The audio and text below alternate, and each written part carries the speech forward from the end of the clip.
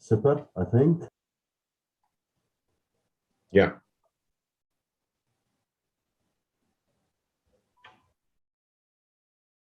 I think there's something happened with Elio. Okay. So, oh, you can. Sorry, my okay. actual failed. I'm back. So, well, good afternoon, everyone. Marcio, Giuliani, and Separin, Giuseppe. Elio from Brazil as well. I will be helping out our co-host, moderator, Carlos Nomi, with discussions. Okay. Well, if everyone agrees, we're going to go through the 3 videos. One author did not send his material, so we only have 3 videos, so 8-minute videos, and then we'll have a brief discussion, or as long as a discussion as you want, on the subjects. I think there are very strong ties between your works, so I think that's a good thing. So I'll start with Giuliani's work, and we'll go from there. Share my screen. And get this share, and do this one.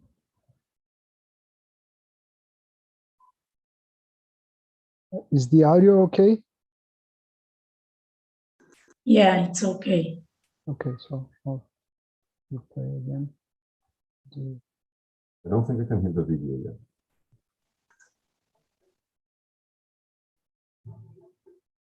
yet. Sorry, can I ask you a quick question? Sure. Sorry, the audio isn't working. Okay, so let me just reshare. That happened yesterday as well. Stop share.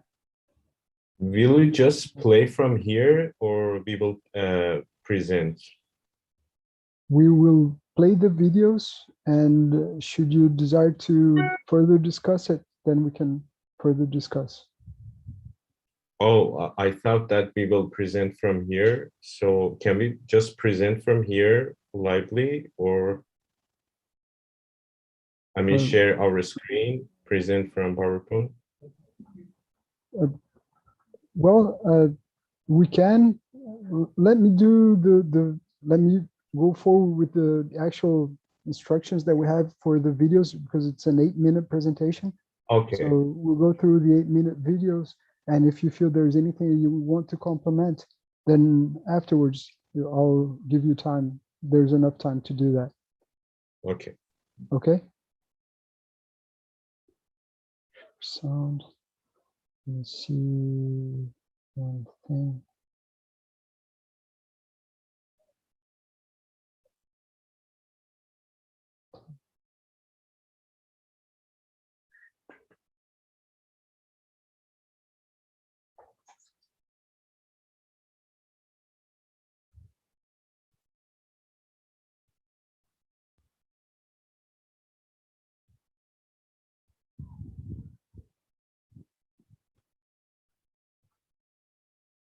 Let's try again.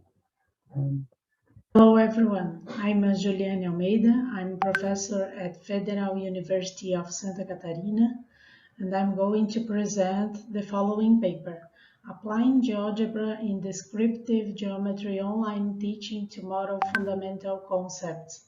This paper was developed together with my partner, Márcio Schneider de Castro from UFSC as well. The agenda of the presentation is the following. Introduction, main reference, methodology, 3D dynamic models main features, example, survey results, conclusions, and reference. The main goal of the paper was create a 3D dynamic model for descriptive geometry online teaching that clearly convey the fundamental concepts. The specific goals were insert dynamic features in the model, do the visual representation of rotations involved in descriptive geometry, and certify that the students comprehend the 3D models. The main reference of this work was the following ones. Mackerel evaluated the digital technologies applied to geometry teaching, such as SIGraDi and GeoGebra. Ferdianova was the first reference that we found who applied GeoGebra in descriptive geometry online teaching.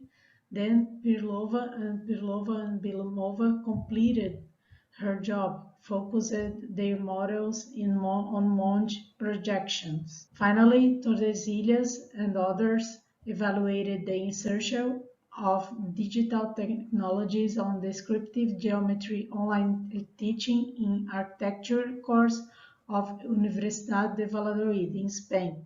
They chose the SketchUp for creating their 3D models. After reviewing the literature, we planned the 3D model's visual strategy. Then we chose the digital software to build the 3D models. Next, we presented the 3D models built to the students. Finally, we validated them, applying a survey to the students. The main features of our models are the following. The models were developed in GeoGebra Classic for integrating the 3D and 2D module. We applied the dynamic features to the point coordinates and the space representation. Because of that, it's possible to visualize the space representation and the elements adjacent views in the same model. Now we are going to demonstrate how the model works. First, we are demonstrating how the dynamic features are applied to the point coordinates. We changed the X position of the point. Now we are going to change the Y position of the point in the space. Notice that we changed the position of the point in the space when we change the coordinates.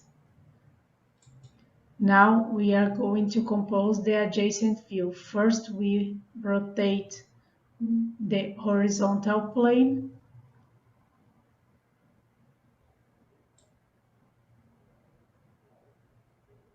Now we turn the view to visualize the vertical plane in GeoGebra. Now we are going to demonstrate how the 3D lines representation model works. First, we are going to change the X coordinations. By changing the point coordinations, we can change the position of the line in the space and in its adjacent view.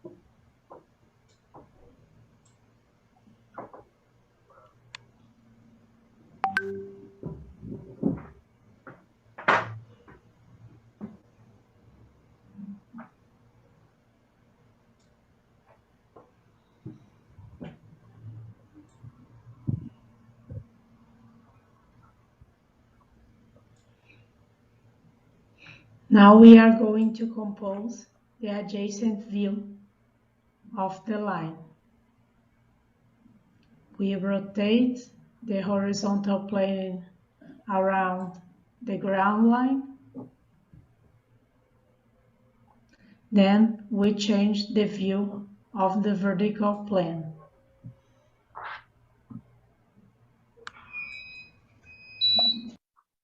After creating the models, we present the survey with the questions presented here on the slide.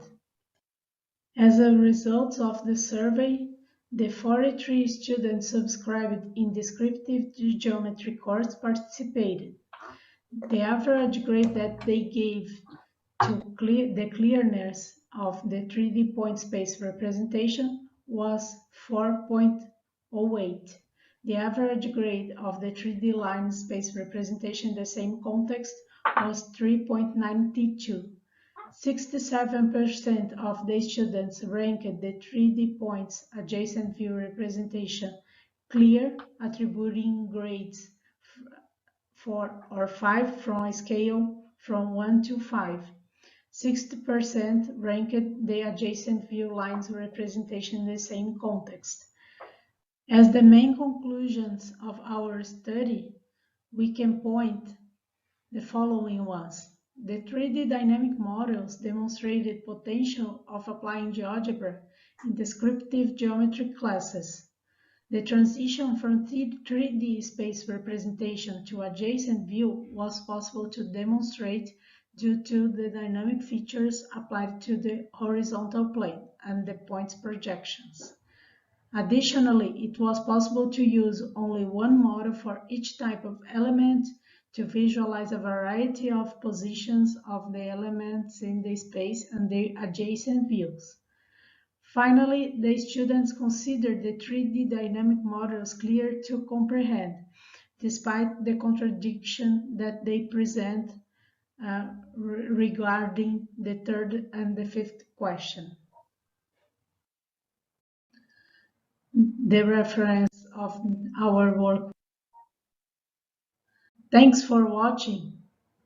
And if you would like to keep contact with us, send an email to us.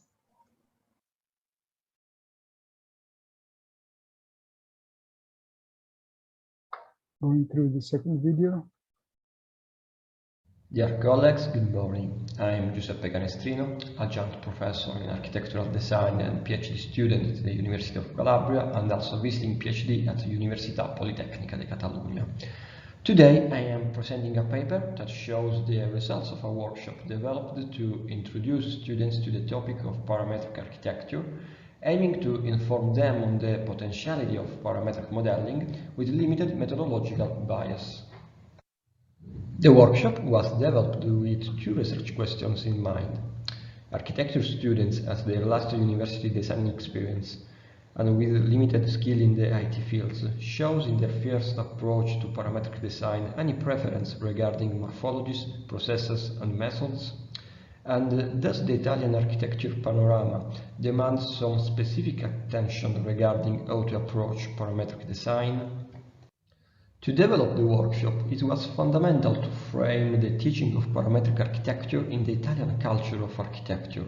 In particular, we found a clear duality between an ancient approach to digital innovation and a more modern conception. A widespread conception is that parametric architecture tools may be useful, but they don't change the foundation of architectural design. Therefore, parametric architecture is often seen as a technical issue. The search for case studies in the Italian didactic landscape confirms these fears. In particular, it emerges that the teaching of notions of parametric architecture is often associated with a design activity.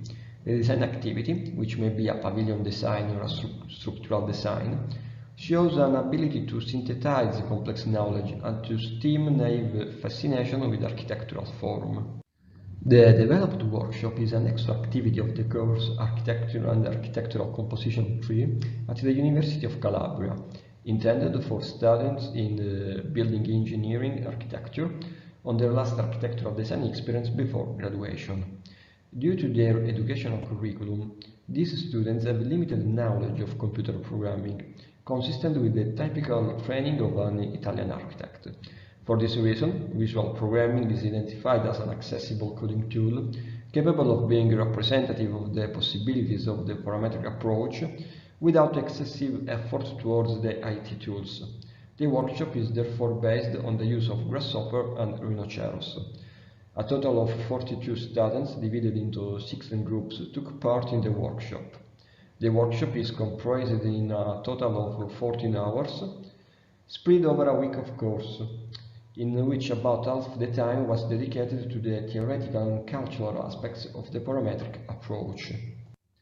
The architectural envelope is identified as an element of the architectural project capable of being representative of its formal, technical and symbolic value, as well as a typical field of application of parametric design.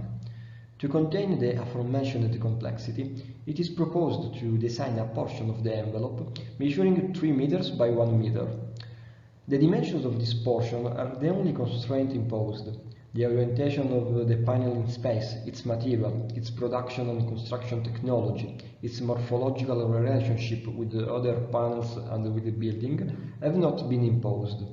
The design choice of these characteristics are left to the students, also to develop a greater awareness of the relationship between technology and the architectural form.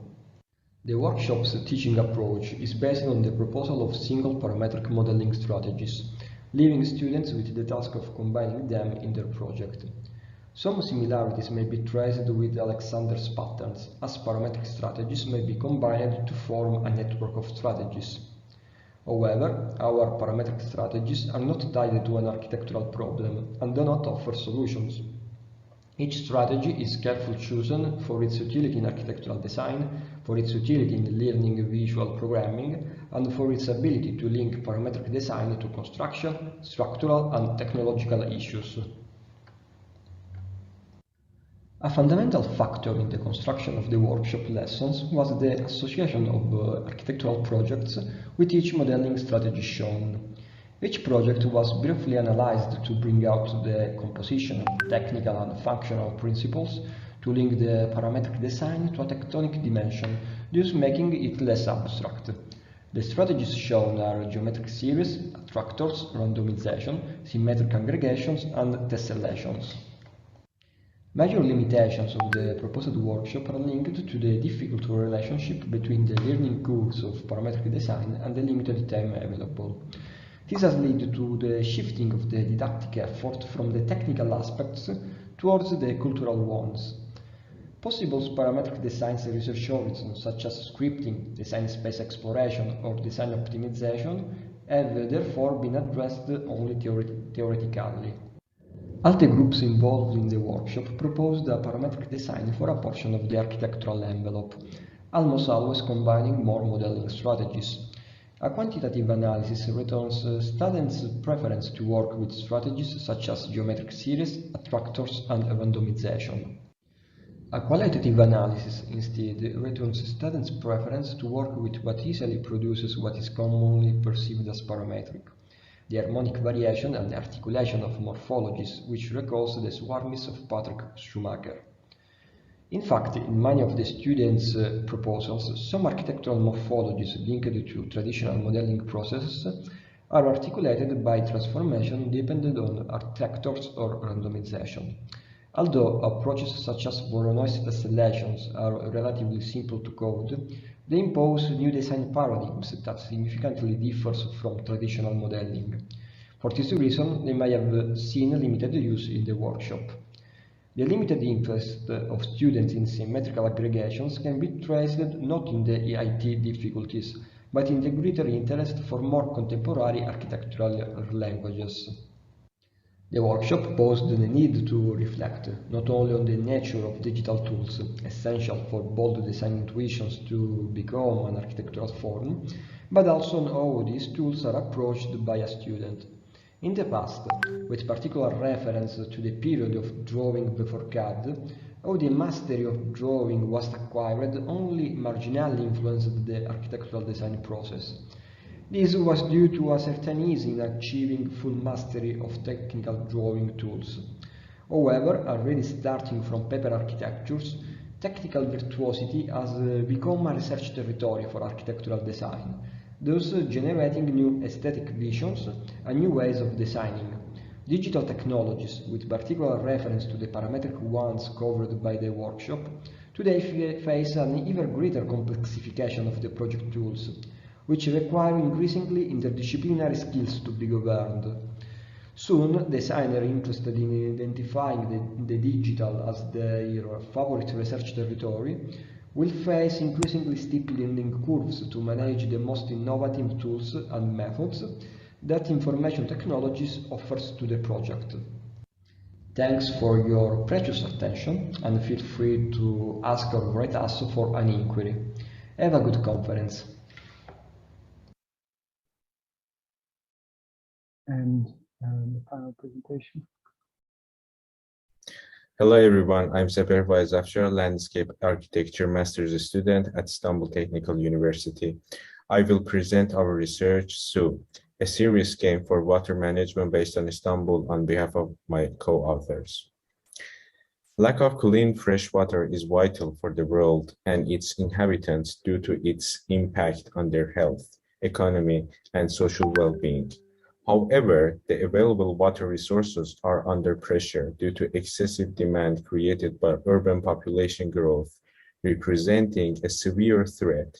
This threat causes water scarcity, putting food resources, health, and the natural ecosystem in danger. Hence, to tackle the issue, water management is a key need for all aspects of society to secure the next generation's economic growth and life quality. However, it is important to remember that water consumption of a region includes virtual water, meaning the amount of water used for any production, in addition to the direct use of fresh water. Concerning sustainable ecosystems, citizens' awareness is crucial. Hence, informing them of the related challenges, specifically from the early ages, is vital. Additionally, according to UNESCO, contemporary literature on the environment education should endorse a promising approach, paving public awareness about the subject.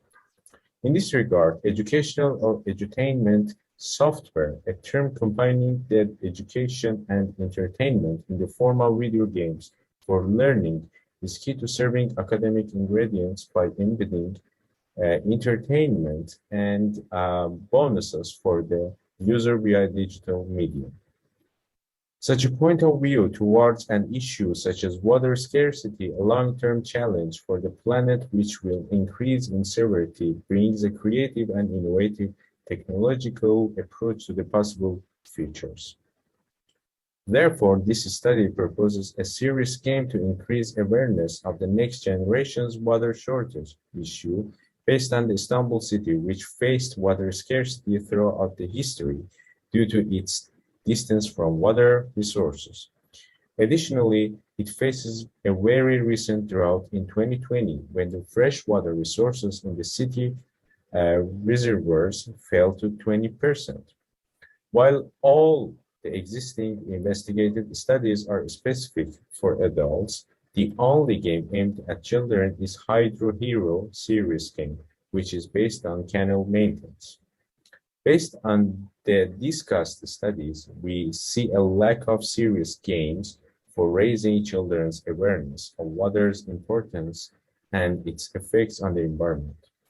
The game has a nonlinear decision-making theme depicting the city's future in a drought situation, asking the players to live through the water shortages and see the effects on environment and landscape.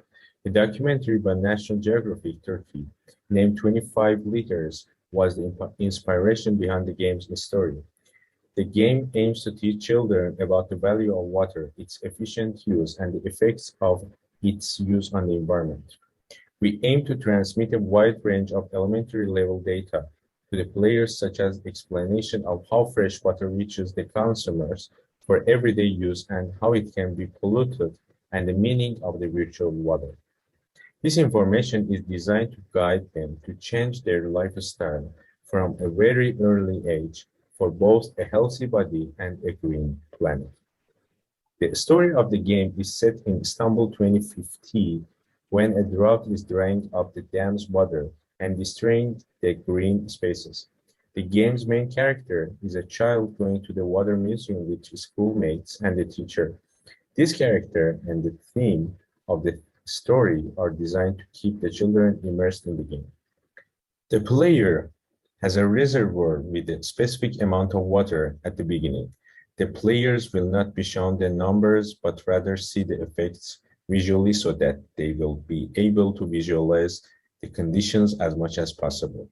With each wrong answer, the amount of water is reduced and the landscape around it is destroyed, while correct answers have the opposite effect. Additionally, in the end, based on reserved amount of water in the dam, player will get rewards.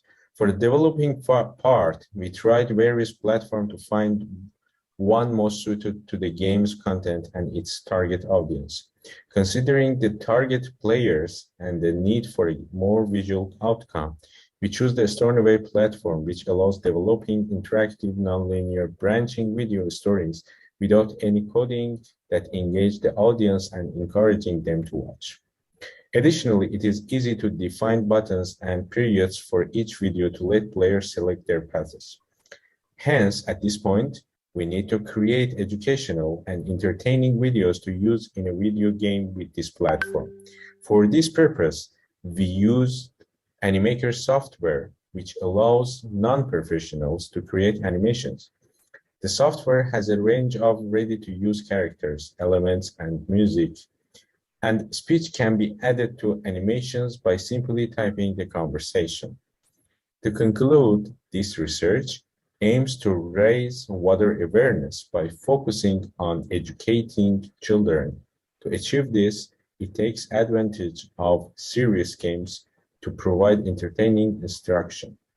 The limited time and budget and a small group in this project demonstrate the possibility of developing games for various purposes, using simple development means without the need for large team or complicated coding. Additionally, user can play the published versions of the game in any browser of any device, making it available to the mass public. As future work, the fully developed game can be incorporated into the class program in an elementary school to involve the students in environmental issues from early ages, leading to a more environmentally conscious population. This study is done at Istanbul Technical University Landscape Architecture Graduate Program Spring 2021, Project 2. We would like to thank the instructor of the course, Dr. Aytaç. Thank you for the listening.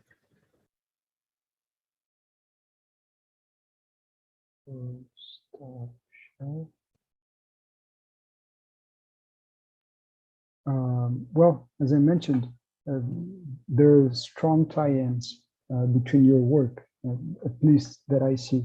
And one of them being the work with Giuliani and Giuseppe's, which is the idea that some of the students do need a strong geometry foundation to actually be able to appropriate the use of software such as Grasshopper, plugins such as Grasshopper in architectural design. Then going to Sefer's work on the gamification of education for young students. It also brings to mind the idea that similar approaches can be explored in the university, at the university level. So it goes back in to Julian's effort in not necessarily a game, but it could be gamified.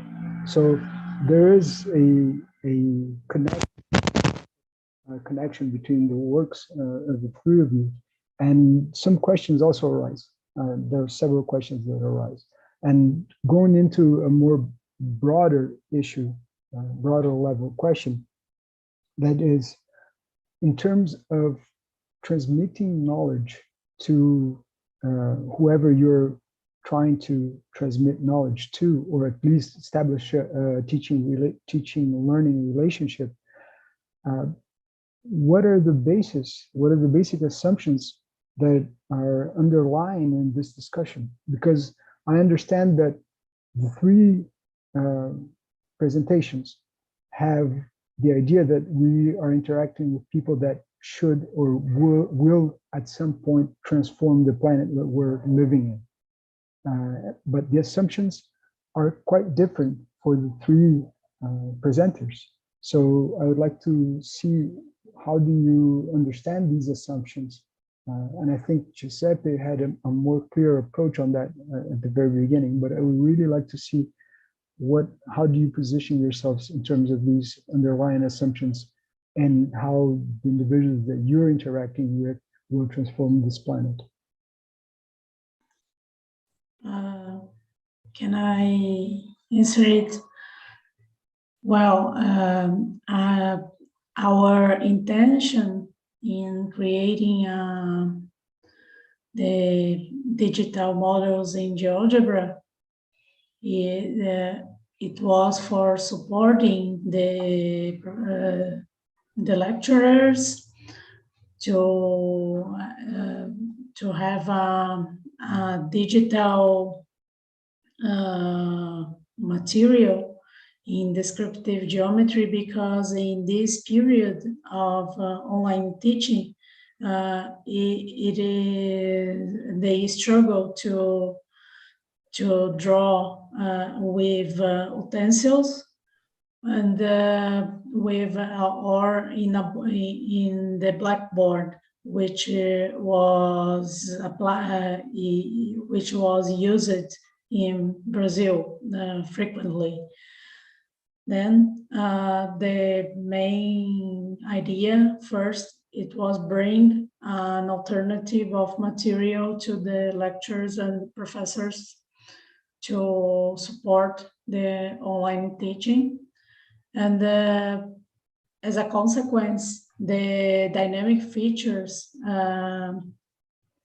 could be utilized by the students as well, because they are able to interact with the model to create different forms with the model that we produce. Then we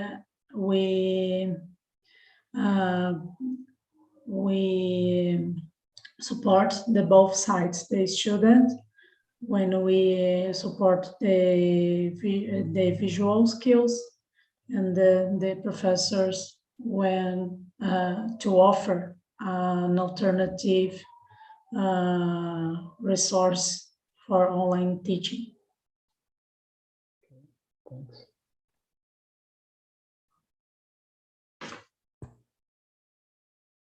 And from the others, in terms of these underlying assumptions, in terms of who you're interacting with. Maybe I can say some words. Can you hear me? Sure. Yeah. Okay, so as I said in my presentation, I worked with students at their last design activity before graduation. So I was talking to students with profound knowledge on topics such as construction, architectural typology, technology, etc. So I thought that in the Italian context, you usually don't learn parametric architecture in the university degree, but you learn about parametric architecture in the something after the graduation, like in the PhD or in what we call here in the master studies. But not all the students are interested in parametric architecture. But even if you are not interested in parametric architecture, maybe your work done with traditional drawing tools will be optimized in some cases by an architect or an engineer who use parametric architecture tools. So I am assuming that I must at least inform on what to expect from parametric architecture tools as students. Therefore, even if a student isn't able to optimize by himself its design, but at least he acquire a basic knowledge on how parametric architecture works and how his design will be optimized by another designer. Because the complexity of digital design tool is increasing, and maybe we cannot expect that everyone has a deep knowledge in how this things works. And another issue is that, in my opinion, you can not deep dive into parametric architecture, something like in a week learn about optimization, evolutionary architecture, and everything.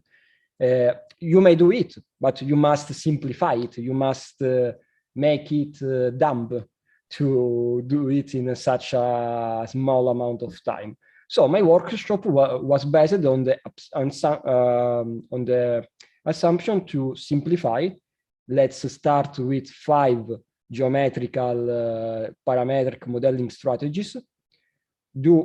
Let's choose them with careful in order to make them representative of things in construction, of things in programming, and etc. And leave the students to combine the strategies.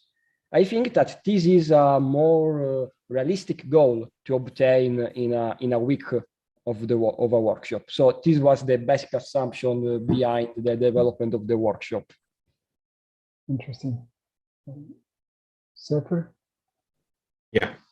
Actually, me and my colleague are a group of two researchers and developing different serious games with no financial support. And so focusing on the serious games concept with various professors and the various topics related to the landscape architecture. We have publications and rewards in conferences like ASCAD and ICADI, and we have planned to expand our studies for the following different conferences and journals. However, the topic has a significant, our topic has a significant capability and will have a considerable effect with the cooperation of bigger groups and additional supports in the future.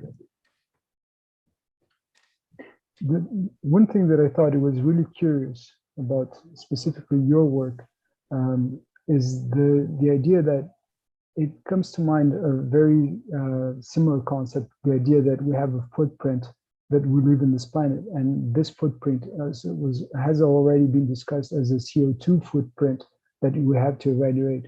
And the concept of water consumption footprint is also something that's very eminent. So I think that's a concern specifically in drier climate countries. And I have the privilege of knowing a little bit about Chile, that is a country that has little water resources.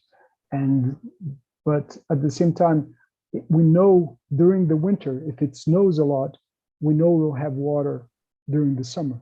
And if it doesn't, then we know we'll have drought. So it's predictable through the year. You know what's going to happen in the summer, and you know you have this awareness that's discussed from early childhood, that you're looking always at the cordilleras so that you can see, are we going to have water in the summer? What should we plant when it comes time to plant? So it all depends on water availability. So that's something that's not really that common here in Brazil. This is water awareness, especially in the South, it's quite different from here in the Northeast. So in the Northeast, we have strong droughts. In the South, we don't. South, we have a lot of water availability. And so it's a mixed message that it doesn't resonate as equally as the idea of a carbon footprint, although it's just maybe not communicated in a systematic approach as you presented here. So I think there's a good thing that could come out from the approach that you're exploring. So I was really impressed with the idea of these serious games, and that's why I think it could connect to graduate students as well, undergraduate students. So just one thing that came to mind. May I add something? Sure. Hello, everyone. I'm the colleague of Seper. And actually, as you said, for example, in the topic of water, as we talked about the virtual water, it's the water used for production of the edibles or the products, clothes, everything. Actually, being aware of that usage of water, the countries that have less water can just trade some, it's called the water trade, that not producing such as things in their country and just importing them. And it can be a trade of water, importing of water, a good actually situation for them for reserving their own water for their water usage for drinking or other things. So it can be a good situation to just be aware of that and just not say that, okay, we will produce everything ourselves, and be aware of that water usage that is very much more than the actual water that we use as a fresh water. And also about the serious games that you said in the other stages, like the graduation and undergraduates and something like that, we as Seper mentioned, we are working on serious games and have others for other levels too, not for just for kids. We worked in other topics for university students, for high school students in other topics, and it's we're dealing with all of them. Yeah, for adding to Sarvin's comments, actually we were working for paper, actually 2 papers for the Kadria of the carbon footprints, which is the topic of that conference. So yeah, actually specifically we are working for the serious games and educational part of the games, and try to maybe educate different ages in different parts, and try to connect it to the architecture and landscape architecture. Yes, interesting, really interesting. Giuseppe, I was going to mention one thing. On your work, since I also teach, well, graduate level courses, undergraduate level courses as well, but this approach that you explored with the 1 meter by 3 meter module, I thought it was very interesting also that you could limit the scope to a area and use that as the basis for the discussion on, let's say, on an introduction, right, for geometry explorations. So did you explore anything, or do you have in mind anything in terms of with the similar module, are you considering the idea of creating maybe a second workshop that would incorporate some kind of simulation and try to go towards a performance-based approach of geometry generation? Because I think there's a good opportunity there, since it's a simple enough surface.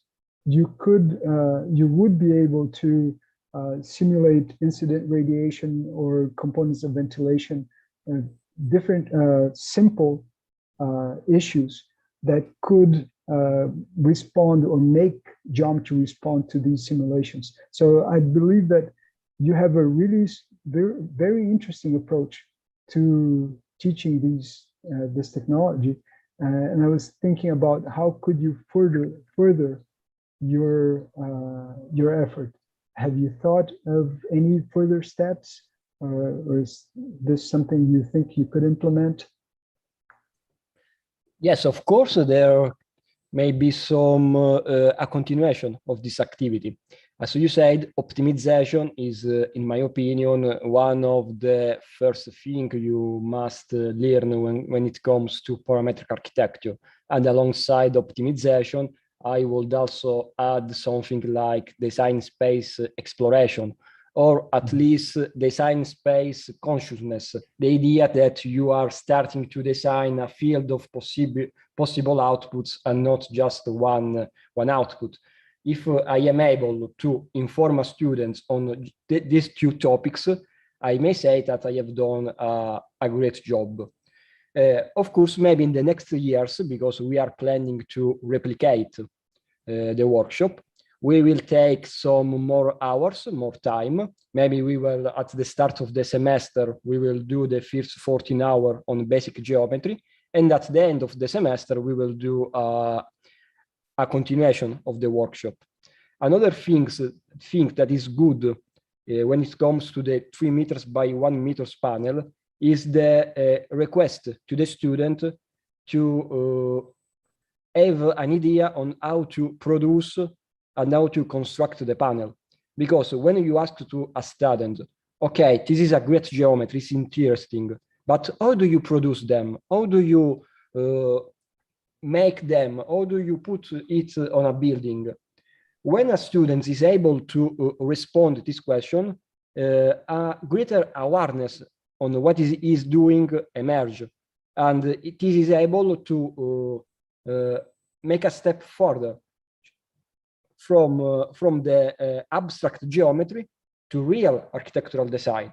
I think that when it comes to teach parametric architecture, putting something of real architectural design, of technology, of construction, is able to stem the abstract exploration of geometry. So this is what I'd search for a continuation of the activity. That's great. And the thing is, with this type of approach that you just explored right now, that you were discussing, I think that somebody's with the mic on. I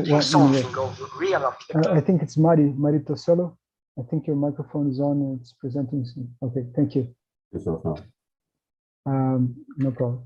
Well, Giuseppe, what I was saying is that it's a very interesting thing because constructability is a very important issue, and it goes into regional aspects or regional potentials that has to be recognized by different countries. So you cannot build the same way that we build here in Brazil, and we should not expect to build the same way that you build in Italy. So there are similar ideas, similar tectonics, and similar approaches to tectonics, yet with different solutions that could be explored with technology availability. So we do have some workshops. I think with Elio, we did a paper years back on some components of this discussion. And also there are other discussions that we're exploring right now in it's also a design studio that we're trying to deal with transition of scale, which is also a very interesting thing that for us was very helpful in terms of getting students to understand the potential of parametric design approaches. So I did not maintain a static module, which I think it's a very interesting approach, and I might even test it with due reference, obviously, but I'll probably test it. But we explored a transition in scale, which was also a very interesting result. I was going to point out to Juliana and Marcio that there's a couple of papers in SIGraDi years back on the explorations of parametric architectural parametric software, graphic programming, specifically with Grasshopper, on teaching geometric, basic geometry. So there are some papers on that matter that could be very interesting, because since you're in the basis of an architectural course, it could be helpful to have students be already aware of the opportunities of graphic programming from the very basics of geometry. And I was remembering also the work of Veronica from UFRN. She was working with GeoGebra and teaching, but not online teaching. I think back in 2011, which was the year I think I left UFRN. I don't know if Elio has anything on that or any other comment. Yeah, I think it was Monica Lima. Monica, yeah, you're right. I was very excited by all the presentations, because each of them has a direct relationship to what I work with on a day-to-day basis, more or less. I have returned to teaching basic geometry or 3D descriptive geometry after a few years. I'm just going back into that field now, and I was excited to see what Juliana and Marcio were doing with GeoGebra. I find it also interesting to do. I think I had the same idea as Carlos. As you were showing during the video, the parameters being manipulated. I was thinking, oh, how could I do that with Grasshopper? Because we could try and do the same thing. And I think that's something interesting about using GeoGebra, because it's free software, right? So it's easy for the students to get a hold of, because when we do use Grasshopper with Rhinoceros, you do need a license, unless you're using a trial license for 3 months, I think. But then GeoGebra is interesting because it's free. I was thinking, what was the process that you used while creating the parameters? Is it part of the software already, or did you have to develop some kind of definition in order to access the parameters? And how do you think you can develop this further? You showed the points being manipulated, and also the lines. Do you think you could go further with GeoGebra? I mean, what are the constraints, or what are the limits to representation in GeoGebra? What do you think? I think the limits of the representation is to use the app, because it's required to download the classic version of GeoGebra to operate with these models, because we use two different kinds of screens at GeoGebra. We use the 2D screen and the 3D screen as well, that we called module, because they have different functions in the software. And I think there is a constraint when you use the mobile version, because the screen seems small to look at the sliders control, and simultaneously with the graphic. And we need to improve this part of using GeoGebra.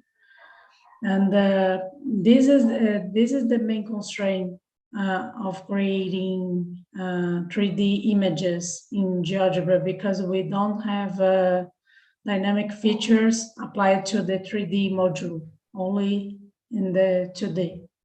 And we integrate both in order to get to change the coordinates and to compose the adjacent view.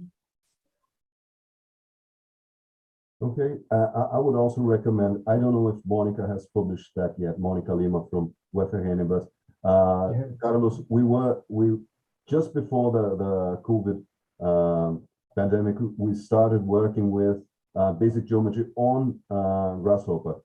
I was developing some ideas alongside her. So I'm not sure. There is a publication on SIGraDi. I think it's from last year, that deals with that. It's I'm forgetting his name. He's also a very present member here in SIGraDi. He's always publishing. I'm sure that there is a publication on that. It was very thorough. Yeah, we're working with 2D geometry using Grasshopper. If I may, Sepa, I also have a question for Giuseppe, but I think it's a shorter question. But Sepa, during my doctorate thesis a few years back, I was working with, well, partially with serious games as well. And I think your approach is very, very interesting, the gamification, but also the simulation of certain situation. So that my idea was, well, my question was, how open-ended is the simulation which you're using for your game? Is it a solvable game? Is there a right way to go about? Because that's part of the idea, right? You may be trying to teach that there is a right way to work with water. But is it a solvable game? Is it closed or is it open-ended? Do you think there are benefits to create an open-ended simulation which can present emergent properties? Have you worked with emergent properties in simulation in this serious game framework? Actually, it's open-ended technically. So I don't know it's solvable or not. I'm not sure about it, but we were used different, as I told in the presentation, we were used different platforms for the serious game, which was the Twine or Stornoway, or now we are working with 3D Vista, which is VR. So the main focus is the serious game. We can use different kind of softwares. And maybe, Sarvin, do you have something to add? If I understand correctly, if you mean the game itself, is it open-ended? You mean the user can do different things, or there's a straightforward way that the player should do? Do you mean this? Yes, approximately, yes. Because if you have an open-ended simulation, you can interact with different components which interact with each other, and those together can create an emergent result. Or you can also have this sequential thing, which have different results, right? When you're trying to teach something. Separo, you were talking about tools. I was using NetLogo. I don't know if you've heard of it. It's a very traditional platform. Logo is a very traditional programming platform. NetLogo is more up to date. Still graphical. Graphically it's very simple, but it's an interesting way to work with emergent properties in simulation. Actually, something that I can add is the non-linearity of that time platform or Stornoway. It's the way that, for example, the player can experience different things in different players that he or she play. For example, with the different selections that he or she do, will see different results, and the second time that plays will see another result, and it's going some in a non-linear way. It's not a linear platform, and maybe this can answer better your question. Yeah, and this kind of I can say feature actually make our work so harder, because you have to create or design more than 1,000 stages for the game, because she or he may choose different choices. So you have to forecast every situation. You have to know every situation and design any video, any content for that situation. It's hard, but I think it's so valuable.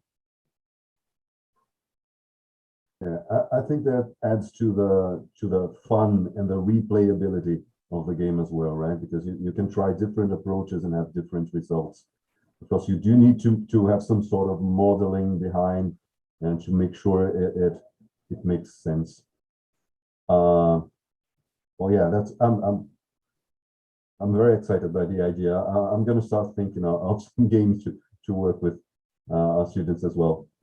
And well, I have a very short question to Giuseppe, which is something I do not have an answer for, because it's something I keep asking myself as well. But Giuseppe, well, as you said, not every student will approach parametric modeling with the same level of interest or skill, right? Still, how do you think parametric approaches should be implemented in undergraduate courses? Carlos was suggesting Giuliani and Marcio to try and from the very early stages in the undergraduate course to start hinting at some sort of parametric design ideas. How do you think this should be?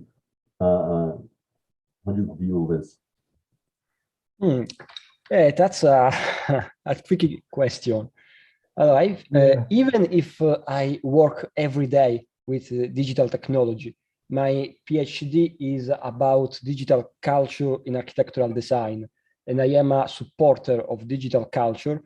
I am convinced that you can produce high quality architecture without parametric tools, with traditional tools. I am convinced of this, and I am convinced that there is a personal dimension on how do you want to design. So I think a lot of students will design with traditional architectural tools and they will produce quality architecture. Maybe they will use digital tools, but the more widespread one, just like, for example, BIM, and they won't touch parametric architecture. So in my opinion, you have to inform a student on the potentiality of parametric tools. You don't have to push them towards the use of parametric architecture as a key to magically design quality architecture, because a misconception is that parametric tools, because they are intrinsically scientific, they may be intrinsically scientific, lead you always towards quality architecture, but this isn't true. So in my opinion, you have to inform them, make them aware on what to expect, on what are the potentiality, on what are the disadvantages, because there are a lot of disadvantages in using parametric architecture, because you open yourself to a lot of possibilities, but at the same time, you are losing some possibility of control that maybe traditional drawing tools are able to guarantee you. So this is a tricky question, and I think that I will reflect on this question, because it is a very important issue of the teaching of parametric architecture, but not just the teaching, also the use of parametric architecture in the profession in general. What I was going to mention on this subject, and I was really attentive to your response, because you were talking about traditional forms of practicing architecture, traditional methods and tools. And then you said BIM as goes into the scope of the neo-traditional, let's say, ways of architecture. And that's the interesting thing, because we're going into a transition where BIM tools are already inherent part of architecture in several countries. So we're talking about what is the traditional way of thinking on architecture and the traditional methods. That's a very elusive matter, because when we're teaching a design studio, some of the students still try to design with BIM, thinking as it is a express CAD, and it's not. It's a different way of thinking.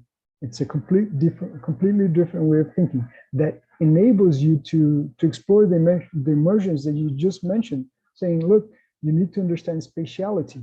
You need to understand architectural language. And with BIM, you're dealing with those questions at the very beginning. So you're dealing with architectural language, you're dealing with spatialization, and this means the qualities of space at the very beginning, at the very front end. So then parametric architecture could be one of the potential interests of the students. So I completely agree with what you're saying. And at the same time, a lot of the discussions get just lost between digital and traditional. And I just can't fathom seeing this as separate things. Like, we sketch, we do physical models, we do digital models, we do several things all together to understand, better understand what are the buildings that we're pursuing or creating and the spaces that we're proposing. So, and then to me, again, it's just to reinforce how elusive is the answer. That you had a good bite at it, and I think you're right on what you said, and it needs much more reflection. I agree on that subject. Thanks. We might talk a lot about this particular topic. For example, in the first approach to design here at the University of Calabria, we don't make the student use BIM. We make student use end drawing, AutoCAD, and Rhinoceros, and 3D model making, traditional model making. We don't use BIM because it might be like a shortcut in the terms that the students isn't able to think in terms of 3D space, and the BIM is a shortcut to think about it. So it's a very tricky question on how we must teach on these innovative tools, even if they are neo-traditional, as you said, because BIM is not the future, it's the present, we may say. It's the, here in Italy, you have to design in BIM for public project. So it's we must continue reflecting on this particular question. I was going to mention to Servin, that's right, your name's Servin, right? Yes, Servin, yeah. Servin, okay. There was a workshop last year on digital futures that was offered by Gabriela Celani, and they had a very interesting multi-criteria approach to urban design. And one of the issues was water harvesting and water, let's say, water consumption planning. And it was a nice thing to see how they were integrating with a parametric modeling and simulation approach, also using Grasshopper, and using that to feed the design solution. So I think there are some things there that, if going beyond the game, going into the actual application of that in architectural design or urban design, there are some explorations that are already out there that you could tag into, should you not know of them yet, but there are several. So just remember this. I'll find out the name of the workshop and I'll give the name here right away. Sure, thank you. Also, our other interest is on cultural heritage, mainly work on cultural heritage in serious games, caravanserais, Silk Road, such things. We have several researches on them. So yeah, serious games have a lot to give us.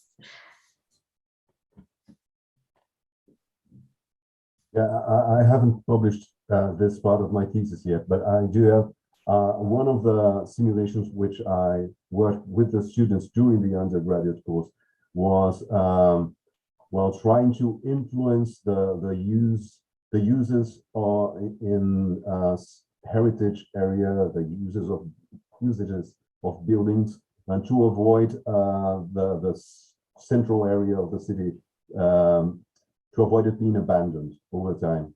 So working with mixed uses, investing in certain areas, in certain squares, in certain public spaces.